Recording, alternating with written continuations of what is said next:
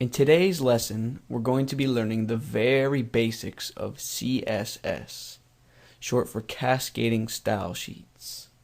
Let's just jump right in. Here is the bare bones of an HTML file. And before we continue, in this video I'm assuming that you have at least a very basic understanding of HTML, because without HTML, CSS is of no use. So let's just go ahead and add a little bit of sample content to our page inside the body section. Let's start with a heading level 1 element.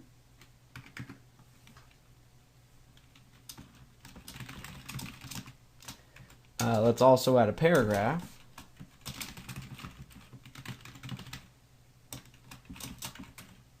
Let's go ahead and save this file and name it index.html. Now, I just saved it to a folder on my desktop named Learning CSS. Let's open it and view it in our web browser. Now, as you can see, this page looks very dull. Just some black text, there's no layout, no style, no color. It's because you haven't learned CSS yet, and that's what we use to add style. So let's go ahead and add a new line of code in our head section, and let's link to an external style sheet. Let's dissect this code as we go. We're linking to a style sheet. It's located in the same folder as our HTML file, and it's going to be named style.css, and it's CSS. So now that the web browser knows that we want it to look for a file named style.css, we need to create that file. So let's go ahead and create a new file. Now let's take a quick look at our page in the web browser. Let's say we want this heading to be orange. It's an H1 element. So in our CSS file, we're going to start a rule, a CSS rule. We begin by selecting the element, H1. Open some curly brackets, and we say color, orange. Now let's save this file in the same folder as our HTML file, and let's name it style.css. Now let's go refresh our web page. And our H1 element is orange. Now, let's go back to our CSS file and dissect the code that we used to make this heading level 1 orange.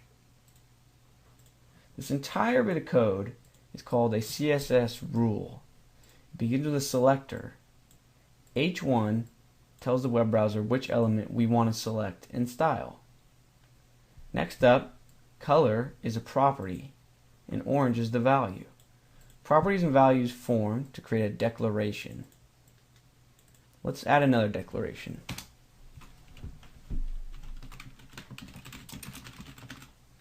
When we save our CSS file and reload our page in the browser, our heading should be aligned center. Now let's go back to our CSS file and add another rule. Let's style the paragraph on the page. P for paragraph, that's the selector. Start the rule with curly brackets. Property, let's increase the font size. 130%. Save our file. Refresh it in our web browser, and the font became larger. Now this method that we just practiced of adding styles to the page is only one of the ways to use CSS to select elements. For example, both of these rules are type selectors. I want to show you a new way, something called an ID selector. Let's go over to our HTML page. Let's wrap this paragraph in a section, and we'll call it intro. Div is basically short for division or section. Now let's add another paragraph below the intro section, and it will simply read, "This is not in the intro section."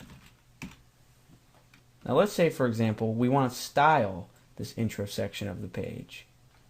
Since we gave the div, the division, an ID of intro, we can do that very easily.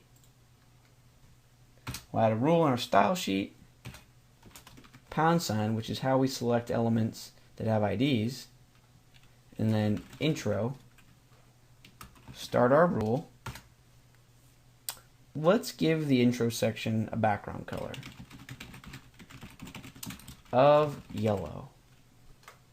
When we save our page, and we also make sure to save our index page, and refresh it in our web browser, the first paragraph, the intro section, has a yellow background. So now we've learned two different ways to select elements with CSS. The first is where you just type the name of an element, and the second is an ID selector. Let's learn a third way called a class selector. Let's add some more content to our HTML page to illustrate how to use a class selector. Let's add a few more paragraphs. This is the second paragraph in the important section. Let's also create a second paragraph down here. This is the second paragraph not in the important section. Now, with ID selectors, you can only assign an ID to one element. That's why we need a class selector. A class you can assign to as many elements as you want. So let's imagine we wanted to style the first paragraph in this section and then the first paragraph down here a certain way. They can share a common class. Class equals first. Class equals first. Let's go over our style sheet.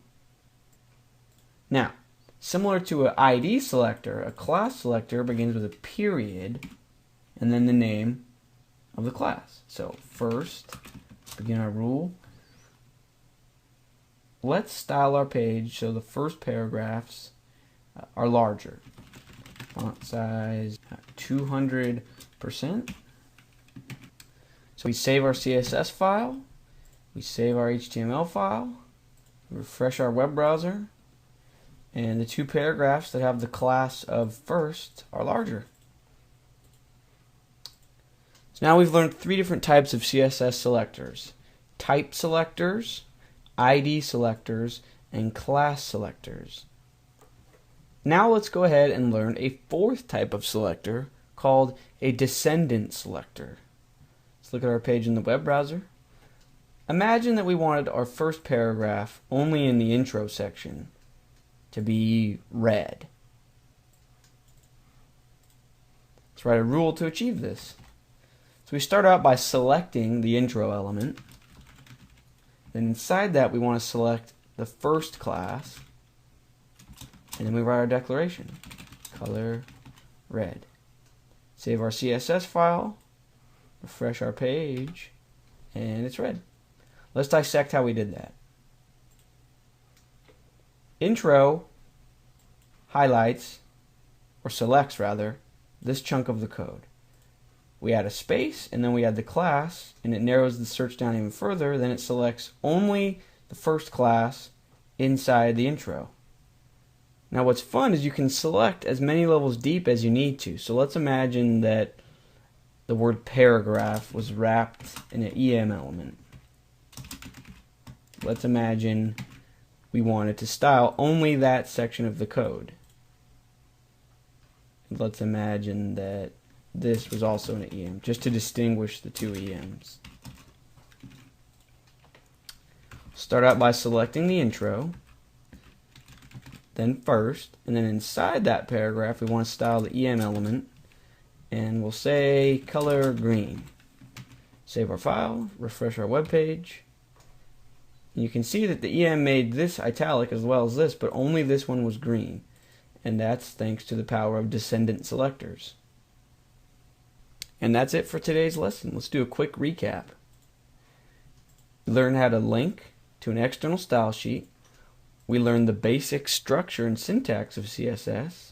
A rule begins with a selector, a property, and a value. They create a declaration. You can string together as many as you want. Just add a semicolon in between. And you learned 4 of the most basic CSS selector types.